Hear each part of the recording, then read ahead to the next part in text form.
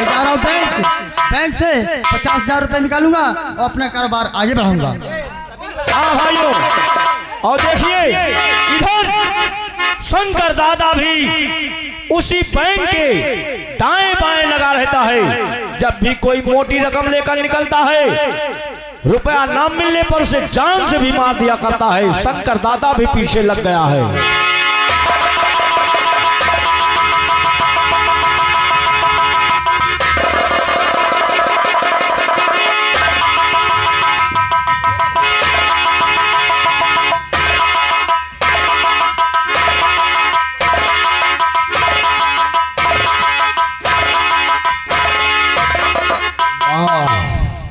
कितना चालाक है साला बुढ़ा, आप उनको बेवकूफ समझ रहा है।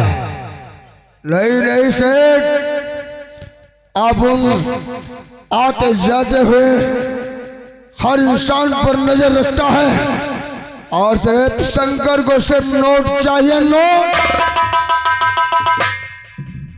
और ये सेठ जा रहे हैं स्टेट बैंक, मोटी रकम लेकर निकलेंगे। आज से रकम आप उनके हवाले होगी तो आपकी जिंदगी आज की शाम शान से गुजरेगी। देखूंगा कितने रुपये लेकर किस रास्ते से जाता है।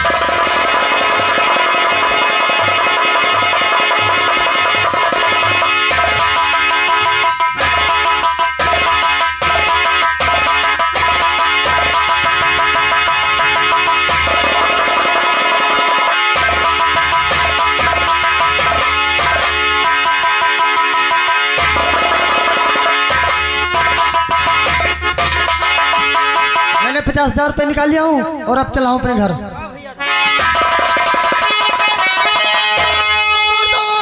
और पुट्ठे रुक जाओ भाई,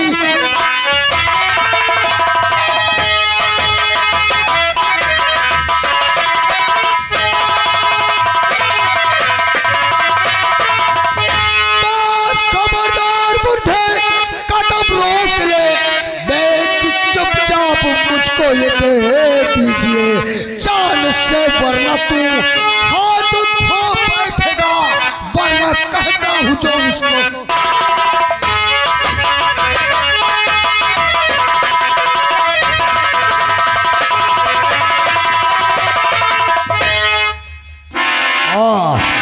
सेठ, ये माल आप उनके हवाले कर दे।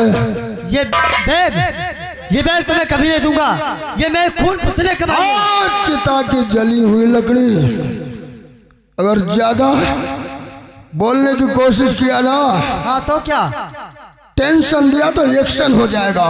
इसलिए ये बैग मैं बैग अपने जीते जी नहीं दूंगा। ये नतमाई कमाई है, नतमाई कमाई है। सेठ, अगर आप उनकी खोपड़िया सनक गई ना तो एक्शन हो जाएगा, इसलिए आप उनके हवाले कर दे।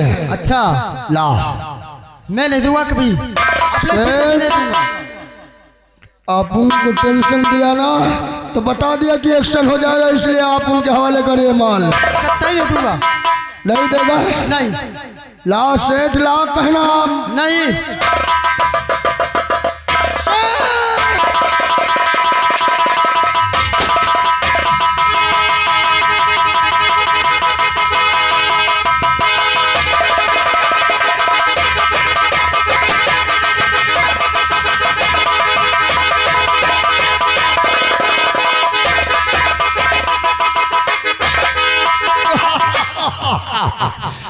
साला शंकर दादा को बेवकूफ समझता है। वाह, अपन का वसूल है, पैसा गिनता नहीं, अपन पैसा तौलता है। पूरे 50,000 हैं। अब आज किसान शान से अपन की गुजरेगी। शराब, मुर्गा और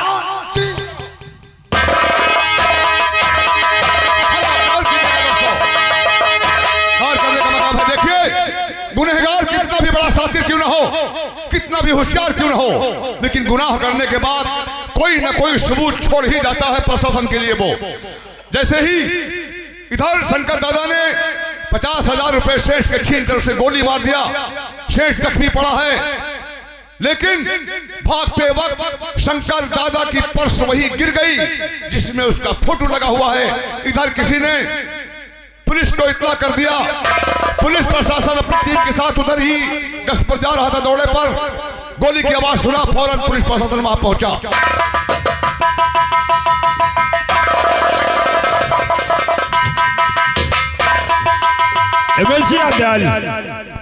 अरे पानी की आवाज हुई। अरे बाबा जी को देखिए, इनका तो बड़ा चून बहात है। अरे दादा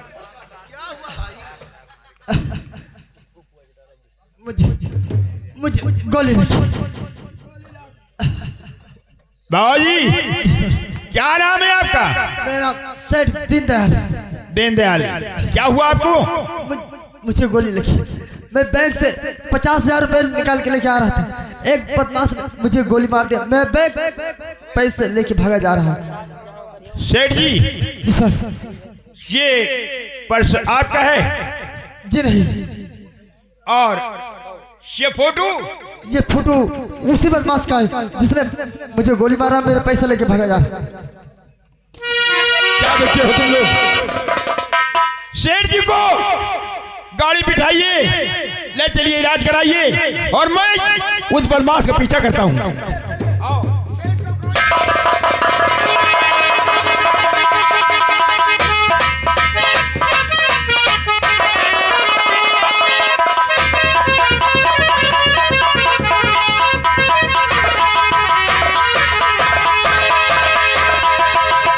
क्या हुआ? बड़ा गजब हो गया।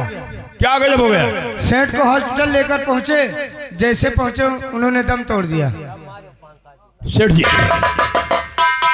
अफसोस इस बात का है कि ना कोई सबूत है ना कोई गवाह है। जी साहब। ये मिले तो कैसे मिलेगा? ये काम करिए आप लोग, कहिए। इसी छोटी फोटो से बड़ी फोटो निकलवा कर बस स्टॉप पे, रेलवे स्टेशन पे, हवाई अड्डे पे, शहर के कोने कोने में फोटो लगवा दिया जाए जी।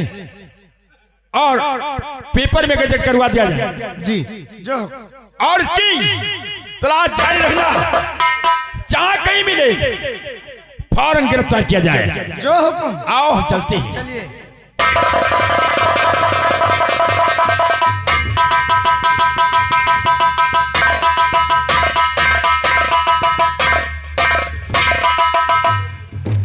रहुआ के तू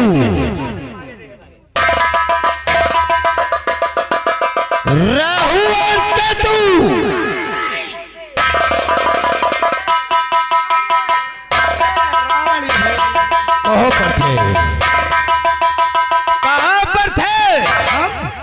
हम गए है गांव में, यहाँ एक जने क्या वसूली करे, लेकिन जौन बेइज्जती किस का बताई। कैसे वैसे न तुम्हारे है न तुम्हारे लाला के है। अरे पैसा नहीं दी, बेइज्जती कर दी हमारे, वैसे हमारे इज्जतों नहीं। याद रखो, ठाकुर साहब का हुक्म है, जो भी किसान पैसा नहीं देता है उसकी सजा जानते हो? सजा मौत है।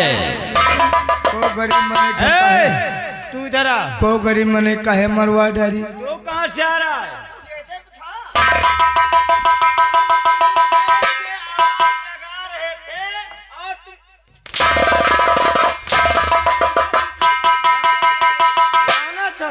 लाला के शायद मूत गरम।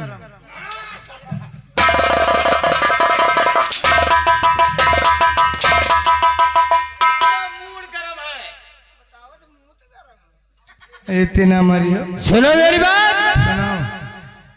ठाकुर साहब आने वाले हैं, इसलिए रात दरबार की साफ सफाई जल्दी कर दीजिए। साफ सफाई है।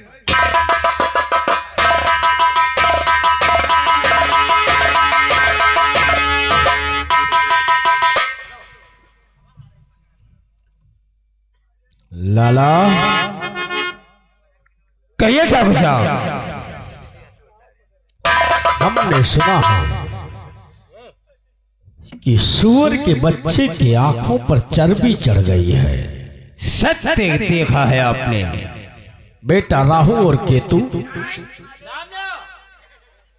लाला के पहुंचने के बाद कमरे में चीयर आती है जी इसके पहुंचने के बाद कमरे की सफाई होती है।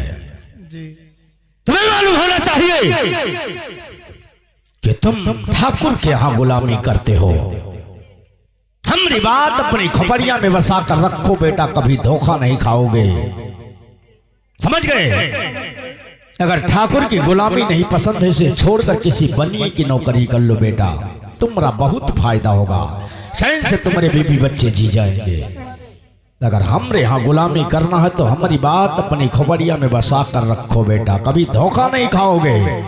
एक कहावत कही गई है, कौन सी? कि ठाकुर माने आए गए से और विप्र माने खवाए से, और लाला माने लिहे दिए से और सूद माने लतियाए से। अगर ये बात हमारी अपनी खोपड़िया में बसा कर रखोगे तो कभी धोखा नहीं खाओगे। और हाँ, हमने एक चीज देखा तेरे अंदर कि तुम दोनों के अंदर बहुत अहम है। अगर ऐसा नहीं है तो ठाकुर के आने पर तुम्हारा सर क्यों नहीं झुकता? का तुम्हारी कमरिया में लचक नहीं है का? अगर लचक ना हो तो बताओ, हम पैदा कर देते हैं।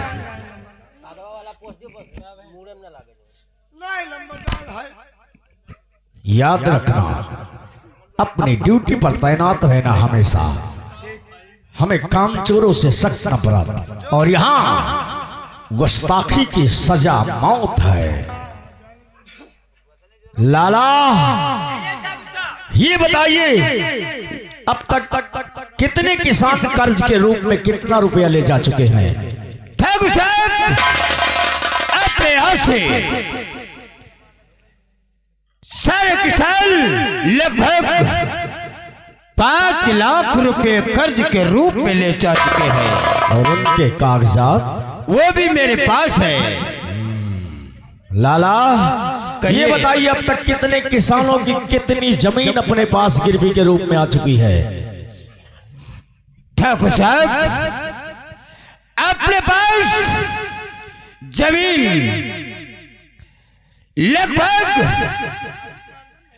800 बीघे अपने पास आ चुकी है, वो भी अंगूठा सहित। शाबाश लाला। लाला कहिए। कोई भी किसान कर्जा लेने के लिए आता है, अगर 10 मांगता है तो समझा बुझा कर 20 देने की कोशिश करो, लेकिन अंगूठा लगवाना मत भूलिए, क्योंकि किसानों की सबसे बड़ी कमजोरी उनका अंगूठा ही है। क्यों नहीं? और खास बात, आज ही अपने आदमियों को भेजकर ऐलान करवा दो सारे इलाके में, सभी किसानों की फसल कट गई, उनके घर पहुंच गई। ऐलान करवा दो कोई किसान अपना अनाज लेकर शहर की मंडी में बेचने के लिए नहीं जाएगा, सबकी खरीदारी होगी, वो भी हमारे यहाँ कम रेट में, ताकि सरकारी भाव जब आएगा अच्छा रेट मिलेगा तो हम उसे ले जाकर सरकारी मंडी में बेचेंगे। इसलिए आज ही ऐलान कर दो, कोई भी किसान शहर की मंडी में नहीं जाएगा।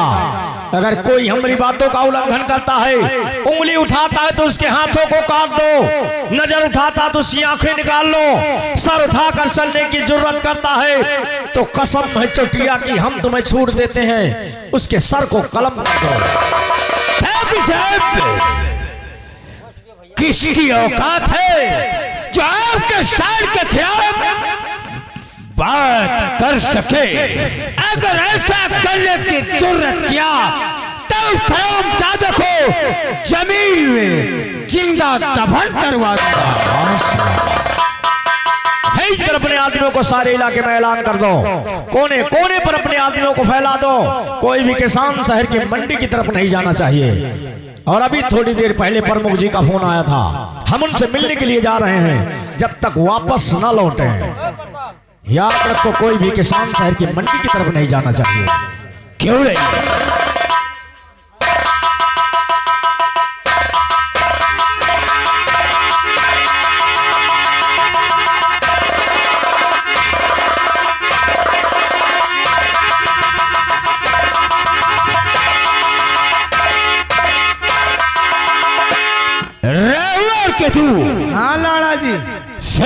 ठाकुर साहब ने क्या कहा, जाकर के सारे शहर में ऐलान कर दो कि यहाँ का कोई भी किसान अपना अनाज लेकर के शहर की मंडी में नहीं जाएगा। उसकी खरीदारी ठाकुर साहब के गोदाम पर होगी। जी जी जी, वो भी कम रेट में। सारे शहर में ऐलान कर दो।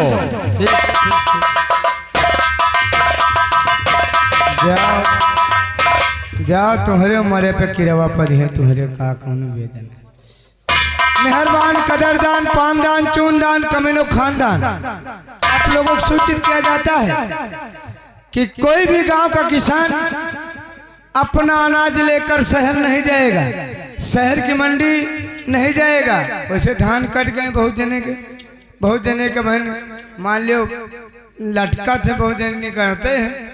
वैसे जो भी किसान के धान कट गए हैं, कोई भी गल्ला शहर की मंडी नहीं जाएगा। नहीं रुदौली नवीन मंडी में पहुंचाओ भैया, रुदौली नवीन मंडी पहुंचाओ तो भैया तुम्हार मौते भी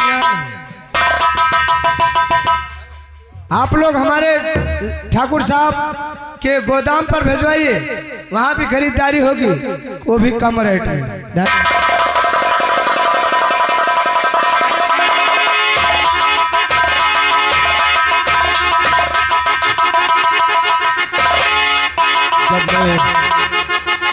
जब मैं अपने बेटे शिवा की शादी किया था तो ठाकुर धनंजय सिंह से 5,000 रुपये कर्जा लिया था। वो कर्जा नहीं दे सका, इसलिए अपनी सारी जमीन ठाकुर के पास गिरवी रख दिया हूँ। सिर्फ कमाने खाने के लिए 3 बीघा जमीन बची हुई है। और ठाकुर ने ऐलान भी करवाया है कि बिंद्रावन गांव के जितने किसान हैं शहर की मंडी में अनाज बेचने नहीं जाएंगे। अगर बेचना है तो हमारे गोदाम पर बेचें, वो भी सस्ते भाव में खरीदा जाएगा। क्या बताऊं, ठाकुर 8-10 रुपये किलो लेते हैं। इस बिंद्रावन गांव में कैसे गुजर होगा भगवान।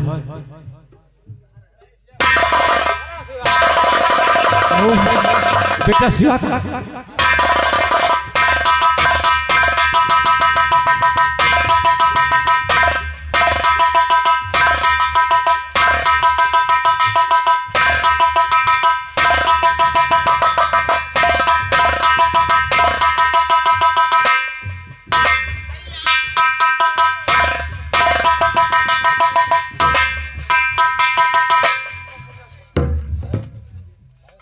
बेटा शिवा,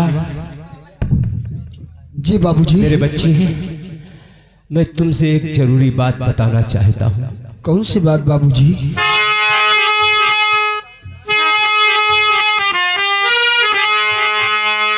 मेरे बेटे शिवा अब फसल कट गई, आधा अनाज रख लेते हैं खाने को, आधा अनाज ठाकुर को देकर गया, इस तरह हमको राहत दे देगा।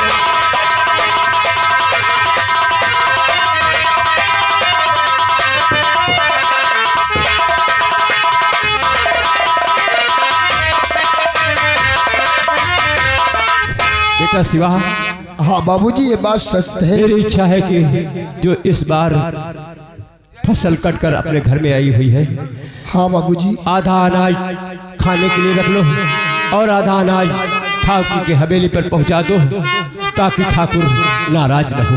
बाबूजी कैसी बात कर रहे हैं आप? कौन सा नियम बना रखे हैं सब लोग कि जब फसल तैयार होती है तो आधी फसल ठाकुर के यहाँ पहुंच जाती है और आधी फसल घर में, और उसमें क्या गुजारा हो पाएगा? वैसे तो काफी जमीन हमारी ठाकुर के पास गिरवी ही पड़ी है, थोड़ी सी जमीन है जो उसमें अनाज पैदा होता है। आधी फसल ठाकुर के यहाँ और आधी फसल खाने के लिए रखा जाता है। क्या ऐसे गुजर होगा बाबूजी? क्या करो बाबूजी, इसलिए मैं भी मजबूर हो गया हूँ। मैं आपसे कुछ कहना चाहता हूँ। कहो बेटा, क्या कहना चाहते हो? बाबूजी, सारी जमीन हमारी है गिरवी पड़ी और कर्ज से सर हमारा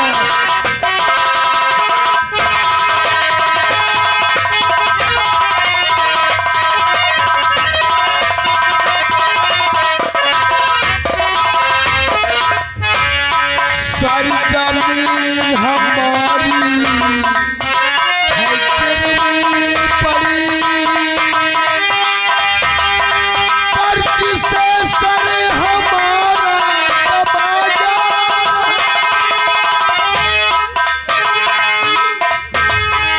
ऐसे घुट घुट कर जीने से बाबूजी कब तक हम जिएंगे?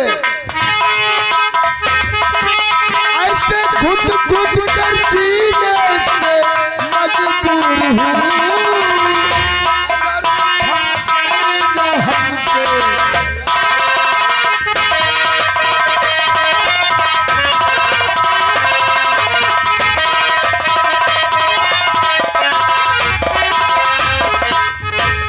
बेटा हाँ बाबूजी,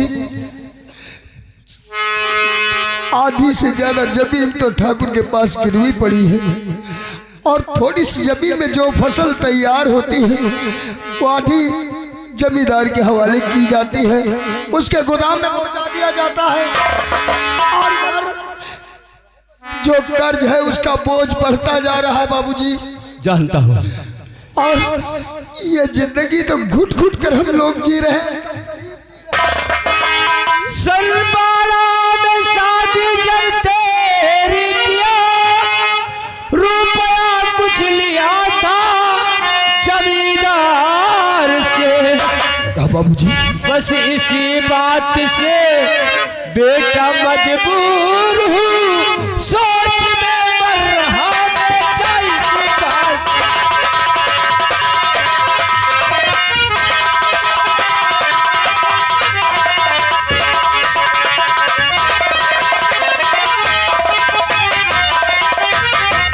बेटा शिवा, बाबूजी क्षमा कीजिए। तुम्हारी शादी किया था तो ठाकुर धनंजय सिंह से 5,000 रुपए कर्जा लिया था, वो कर्जा नहीं दे सका, इसलिए सारी जमीन ठाकुर के पास गिरवी रख दिया हूँ।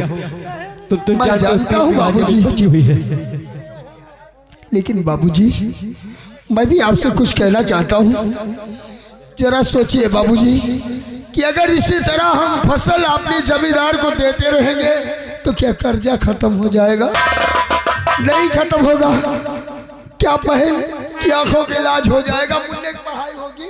नहीं होगी बाबूजी। इसलिए हमने एक दिल में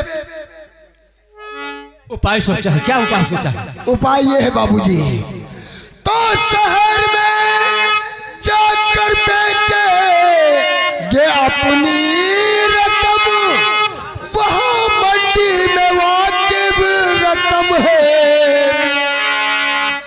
यहाँ तो माटी के मोल वो ले लेते हैं बाबूजी। यहाँ तो माटी के मोल ले लेते हैं पिता।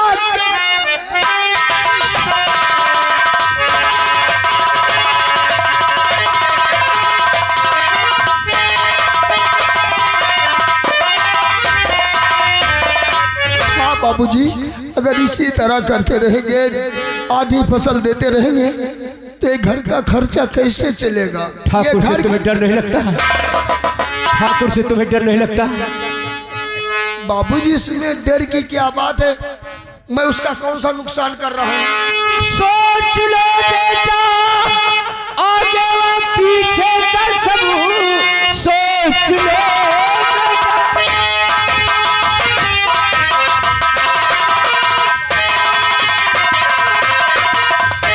सोच लो बेटा, आगे व पीछे का सब हरदम से हम यही बेचते आए हैं। ऐसा करने पर उसको और लगे ना बुरा, बस इसी बात से बेटा